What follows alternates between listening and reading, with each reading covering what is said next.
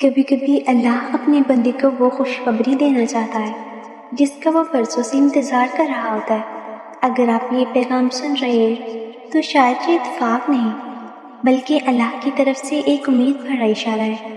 آپ نے کتنی ہی راتیں آنسوؤں میں گزاری ہو، کتنی ہی بار سجدوں میں اپنا دل کھولا ہو، اور کتنی ہی مرتبہ اللہ سے خاموشی میں اپنی خواہش بیان کی ہو۔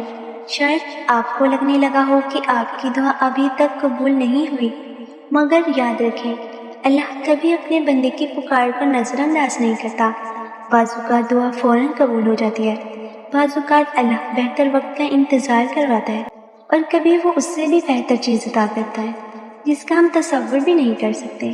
اگر آپ کے دل میں آج ایک عجیب سا سکون اتر رہا ہے، اگر امید کی ایک نئی کرن محسوس ہو رہی ہے، تو اسے معمولی بات نہ سمجھے۔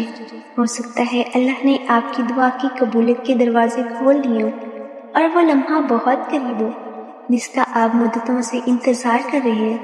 لیکن یاد رکھیں، دعا قبول ہونے کی خوشخبری ملنے کے بعد شکر ادا کرنا نہ چھوڑیں۔ شکر وہ نعمت ہے جو نعمتوں میں اضافہ کرتی ہے۔ اللہ تعالیٰ فرماتا ہے، اگر تم شکر کرو گے تو میں تمہیں اور زیادہ عطا کروں گا۔ اپنے یقین کو کمزور نہ ہونے دیں۔ اگر حالات ابھی بھی ویسے ہی نظر آ رہے ہیں، تب بھی اللہ کے فیصلوں پر بھروسہ رکھیں۔ بہت سی تبدیلیاں پہلے غیب میں لکھی جاتی ہیں، پھر دنیا میں ظاہر آتی ہیں۔ آج اپنے رب سے یہی کہیں کہ اے اللہ، میں تیرے فیصلوں پر راضی ہوں۔ مجھے یقین ہے کہ تو میرے لیے بہترین فیصلہ کرے گا۔ یاد رکھیں، اللہ کے ہاں دیر ہو سکتی ہے، اندھیر نہیں۔ جب وہ عطا کرتا ہے تو ایسا عطا کرتا ہے کہ انسان اپنی گزشتہ تمام تکلیفیں بھول جاتا ہے۔ اگر یہ الفاظ آپ کے دل کو چھو گئے ہیں تو آج ہی اللہ کا شکر ادا کریں، 2 رکعت نفل ادا کریں، اور پورے یقین کے ساتھ دعا مانگیں۔ ہو سکتا ہے کہ آپ کی زندگی کا سب سے خوبصورت باب اب شروع ہونے والا ہو۔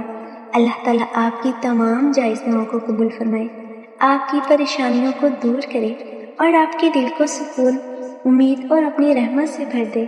آمین۔ جن ویورز نے مجھے دعا کے لیے کہا، یا اللہ ان کی تمام دل کی مرادیں پوری فرما۔ آمین۔ اگر آپ اس چینل کو پسند کرتے ہیں تو ویڈیو کو لائک اور چینل کو سبسکرائب ضرور کریں۔ شکریہ۔